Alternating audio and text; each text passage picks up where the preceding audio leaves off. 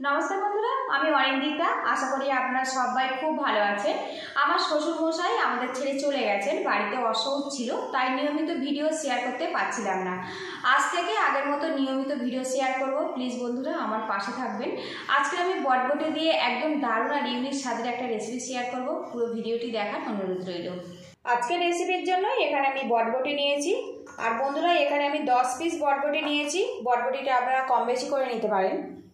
আগে থেকে বটবটিটা আমি ধুয়ে পরিষ্কার করে নিয়েছি। এবারে এগুলো আমি ছোট ছোট করে টুকরো করে নেব। আপনারা পছন্দ মতো যে কোনো শেপে টুকরো করে নিতে পারেন। মুখটা আমি কেটে বাদ দিয়েছি, আর এইভাবে আমি 4টে করে বটবটি নিয়েছি, আর সমান মাপে এইভাবে কেটে নেব। এটা রান্নার সুবিধার্থে আমি এইভাবে কেটে নিচ্ছি। এইভাবে বটবটিগুলো আমি টুকরো করে নেব।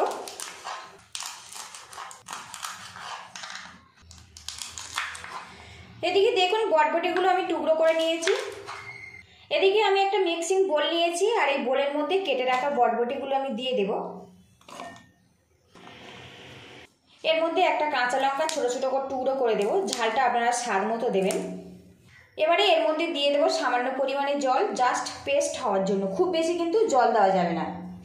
এবার বটবটিটা আমি হালকা ছিবড়া ছিবড়া থাকবে সেই মতো একটা পেস্ট বানিয়ে নেব। এদিকে একটা স্টিলের বোল নিয়েছি, আর এখানে দেখুন বটবটির মিশ্রণটা কিন্তু আমার রেডি হয়ে গেছে। এই বোলের মধ্যে আমি এটা ঢেলে নেব। আর এখন দেখুন পেস্ট, এটা কিন্তু খুব মিহি হয়নি, হালকা হালকা ছিবড়া আছে। এই মতো কিন্তু পেস্টটা বানিয়ে নিতে হবে। এবারে এর মধ্যে দিয়ে দেব পেঁয়াজ কুচি। এখানে আমি একটা বড় সাইজের পেঁয়াজ পুরো রান্নাতে ব্যবহার করব। এখন আমি অল্প পেঁয়াজ এখানে আমি ব্যবহার করলাম। এবারে এর মধ্যে দিয়ে দেবো সামান্য পরিমাণে হলুদের গুঁড়ো, দিয়ে দেবো সামান্য পরিমাণে জিরের গুঁড়ো। আপনারা চাইলে গুঁড়ো লঙ্কা ব্যবহার করতে পারেন, এখানে আমি কাঁচা লঙ্কা ব্যবহার করেছি। এবারে এর মধ্যে দিয়ে দেবো 2 চামচ পরিমাণে বেসন। বেসনের পরিমাণটা কম রাখবেন, জাস্ট বাইন্ডিংয়ের জন্য বেসনটা এখানে ব্যবহার করতে হবে। এবারে এর মধ্যে দিয়ে দেবো স্বাদ মতো লবণ। ভালো করে মিক্স করে নেব। আর এখন দেখুন মিশ্রণটা কিন্তু বেশ শুকনো শুকনো, খুব বেশি কিন্তু জল জল হবে না, সেই মতো একটু কিন্তু খেয়াল রাখতে হবে।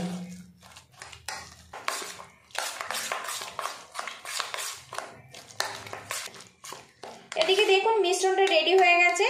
এবার এই বোল আমি সাইড করে দেব। এখানে আমি একটা কাঁচের বোল নিয়েছি, একটা মশলা বানাবো।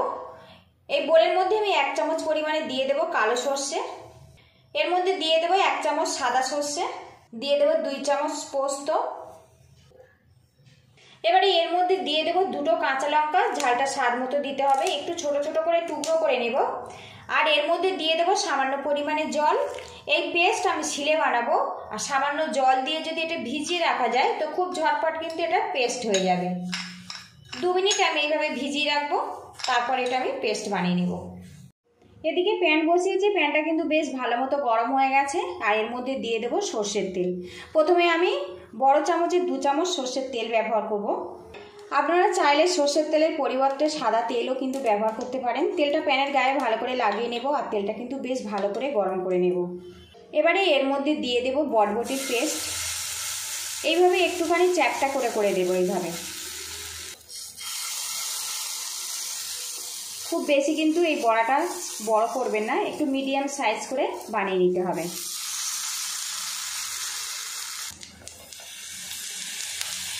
গ্যাসের হিটটা মিডিয়ামে রেখে বড়াগুলো আমি ফ্রাই করে নেব উল্টে পাল্টে। বেশ কিছুক্ষণ বড়াগুলো কিন্তু আমি ভেজে নিয়েছি। এবার এটা আমি উল্টে নেব।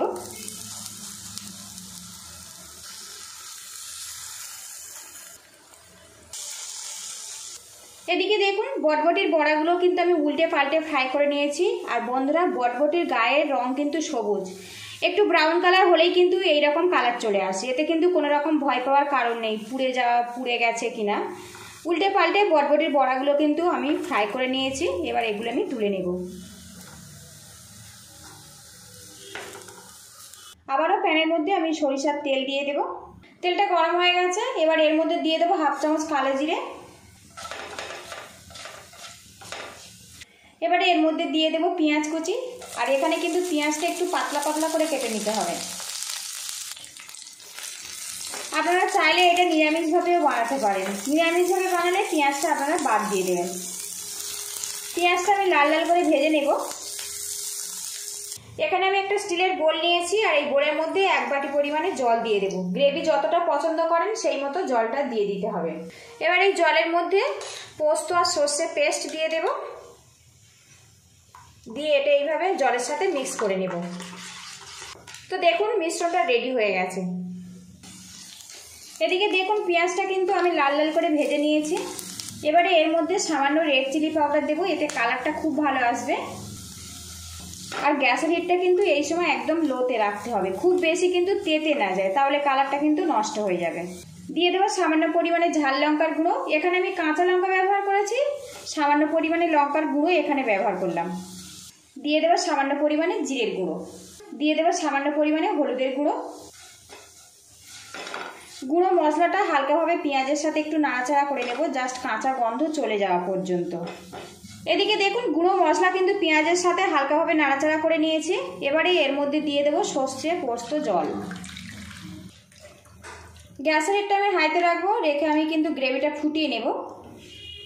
এর মধ্যে দিয়ে দেবো স্বাদ মতো লবণ, দিয়ে দেবো সামান্য পরিমাণে চিনি। গ্রেভিটা কিছুক্ষণ ফুটিয়ে আমি রেডি করে নেব।